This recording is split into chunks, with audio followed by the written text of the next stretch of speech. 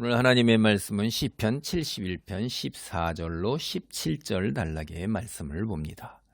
예, 이제까지 살아오면서 경험한 하나님의 그 은혜에 대해서 확신을 갖는 거예요. 증언을 하는 거예요. 간증이죠. 그러니까 14절 봅니다. 나는 항상 소망을 품고 주를 더욱 찬송하리이다. 내가 측량할 수 없는 주의 공의와 구원을 내 입으로 종일 전하리이다. 이제 이 현실이 어떤 거냐면, 여러분 여기 이제 현실이 원수들이 때로 나만 홀로 있는 거예요. 내 편은 거의 없는 겁니다. 그리고 나를 대적하는 그 원수들, 결국 하나님을 믿지 않는 사람들, 믿어도 무늬만 성도인 거죠. 그들은. 그런 사람들이 교회 안에 참으로 많잖아요. 사역자들도 그런 사람들이 참 많아요. 과연 하나님을 믿는다면 저렇게 할 것인가? 물질에 욕심내고 세상의 것에, 권력에, 명예에 뭐 이런 것들에 욕심을 더 부리잖아요. 자신의 업적 드러내고 이러는 거에 정말로 자신이 하나님의 사람으로, 믿음의 사람으로 세상의 것들보다 하나님의 말씀을 더 기준으로 하는 그러한 능력, 그러한 실력을 드러내 보이지 않는단 말이에요. 가난을 두려워해서 하나님 말씀에 어긋나는 것, 세상의 인간의 도리나 도덕, 윤리와 어긋나는 것, 신의를 저버리고 말을 바꾸고 약속을 내팽개치고 이러는 것들을 너무나 많이 보잖아요. 이게 만약에 하나님이 계시다 진짜 믿는다면 과연 그럴 수 있냐 이 말이에요. 하나님 앞에 섰을 때 신의를 저버린 것, 약속을 저버린 것, 이중적인 행동을 보인 것에 대해 다 하나님한테 엄청난 큰 꾸지람과 그 대가를 치러야 되는 건데 그게 그러냐 이 말이에요. 그래서 그 현실을 보면은 답답한 거예요. 굉장히 세상에서는 그 정직보다는 상황에 따른 요령과 거짓과 핑계와 그때그때 달라요라는 그런 것들 오늘날 하는 오죽하면 일관됨이 없는 거예요. 믿을 수가 없는 거예요. 정직함이 없는 거예요. 그게 이제 오늘날 뭐 당연한 것처럼 되어버렸잖아요. 모든 상황이 다 그렇단 말이에요, 지금. 그러니까 사람들의 가치관도 다 그런 거고요. 그리고 그럴 수 있다 이렇게 돼버리는 거잖아요. 다 그걸 받아들인단 말이에요.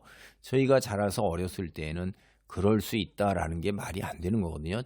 절대적인 것이 당연히 이제 거짓말은 안 되고, 그 다음에 사람이 약속을 저버리는 건 나쁜 거고 우정을 저버리는 건 나쁜 건데, 지금은 그런 게 아니라 그럴 수 있다고 그러잖아요. 그러니까 내게 유익한 것이 다 전부 기준이 돼버리는 세상이 된 거예요. 옳고 그름이 아니라. 사람이 아니에요, 이건 그러면. 그러니까 그런 현실이 지금 득세를 하고, 그런 사람들이 다 어디로 올라가 있어요. 사회적 위치를 차지하고 권력자가 되고, 그 다음에 재물을 가지고 떵떵거리고 이름을 내고 모든 분야에서 다 그런 거잖아요. 그냥 어디를 봐도 하나 성한 게 없다 이 말이에요. 보면 기가 막힌 거죠. 그리고 이런 이 공중권세에 잡은 어둠의 세력들과 하나님 말씀을 기준으로 할 때 이런 것들이 이제 굉장히 현실 속에서 암울하고 힘든데, 그리고 내가 하나님 말씀 믿고 바로 서려고 그럴 때 굉장히 고단하고 힘들단 말이에요. 근데 내가 지금까지 그럼에도 불구하고 망하지 아니하고 버텨오고 살아온 것이 하나님의 은혜라는 거죠. 그게. 그래서 내가 소망을 품고 주를 더욱 찬송할 수 있는 거예요. 더욱. 과거에 그렇게 해왔던 것이 앞으로 현재 내가 지금 있게 되는 존재의 증거고, 그리고 미래에도 그렇게 하실 것이라는 확실한 증거가 된다 이 말이에요. 그게. 그래서 내가 소망을 가질 수가 있는 거고, 더욱 찬송을, 하나님께 감사함으로 찬송을 드릴 수가 있는 거죠. 자, 여기 지금까지 그래서 현실 속에서 이제 원수들을 주여 심판하시고 벌하시옵소서라고 기도를 했잖아요. 그리고 소망을 품고 하나님이 응답하실 것을 기다리면서 이제 앞으로 더욱더 열심히 지금까지 해왔던 일, 그런 것들을 더 열심히 하겠다라고 그러는 것이, 첫째가 소망을 품고 주님을 더 찬양할 것이다 라는 건데, 이게 이제 문자 그대로 해석하면 나는 끝까지 언제나 기다릴 것이다 이런 거예요. 나는 끝까지 언제나 기다릴 것이다. 하나님께서 내 기도에 응답하실 거를 나는 기다린다는 거예요. 처한 상황은 참으로 곤욕스러운 거예요. 고통스러운 거예요. 힘든 거예요.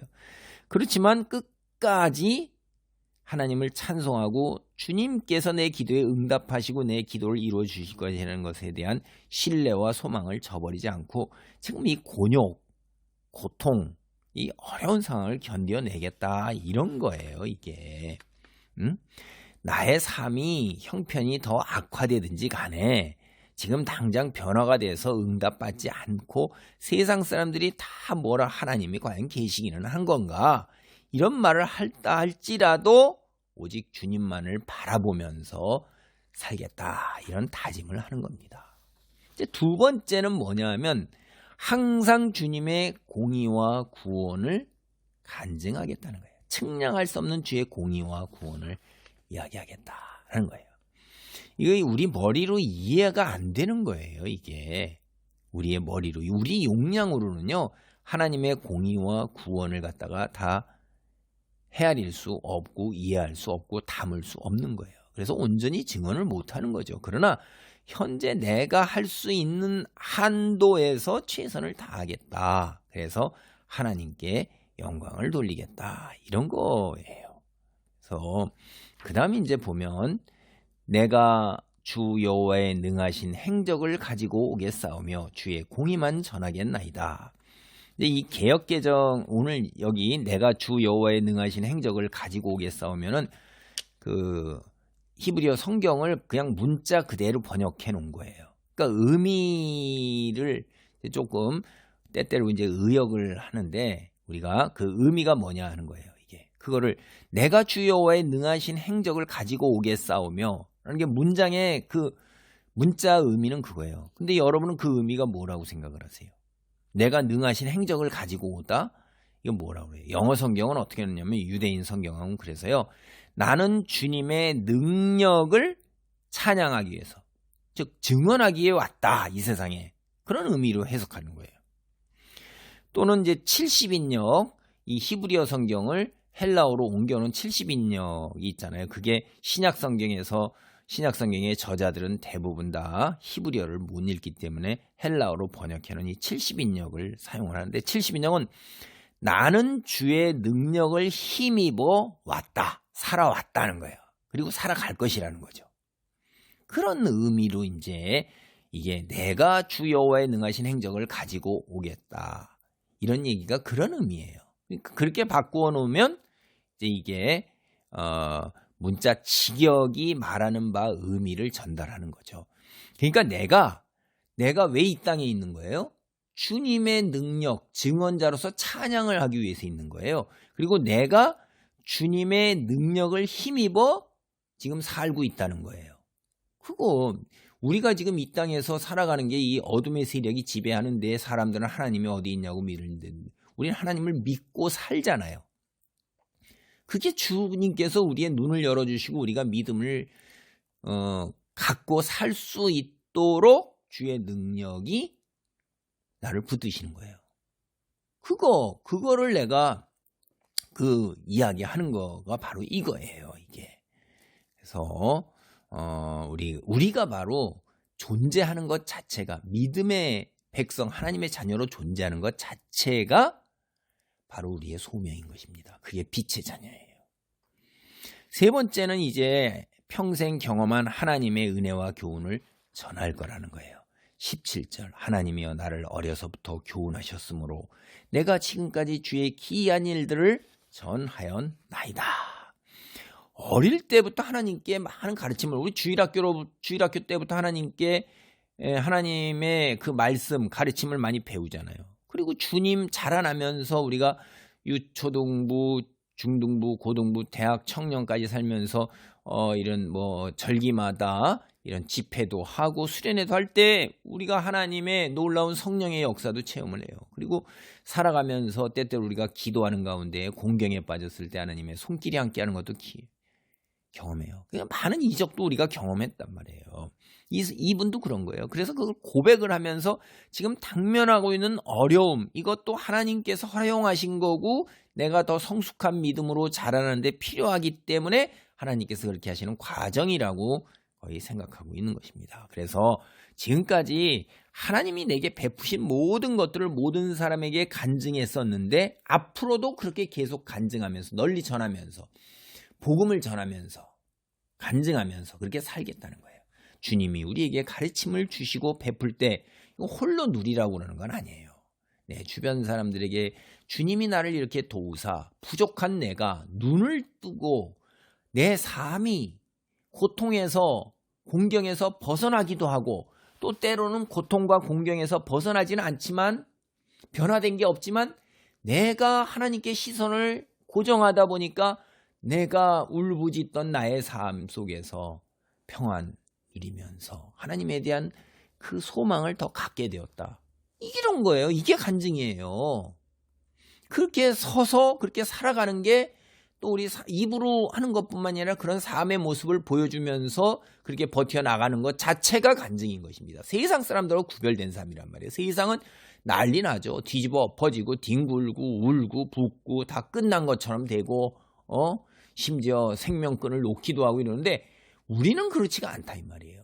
세상 사람들이 다 날벼락 치면서 뒤집고 울고 불고 난리치고 뭐 그냥 그러는 거 그런 상황인데도 불구하고 그 속에서 버텨나가고 있고 하나님을 믿고 소망 중에 버텨나간단 말이에요. 인내한단 말이에요. 그리고 경우에 따라서 더 성숙한 수준으로 하나님을 믿고 의지하고 나간단 말이에요.